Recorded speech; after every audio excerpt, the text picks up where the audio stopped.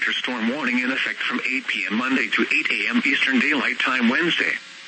Heavy wet snow expected. Total snow accumulations of 12 to 18 inches. Winds gusting as high as 55 miles per hour. Areas affected include the high terrain of western and central Massachusetts. When, from 8 p.m. Monday to 8 a.m. Eastern Daylight Time Wednesday. Impacts include travel could be very difficult to impossible, with snow-covered roads and near-zero visibility at times. Gusty winds could bring down tree branches. Heavy wet snow combined with gusty winds will increase the risk for power outages. This will be a high-impactful winter storm.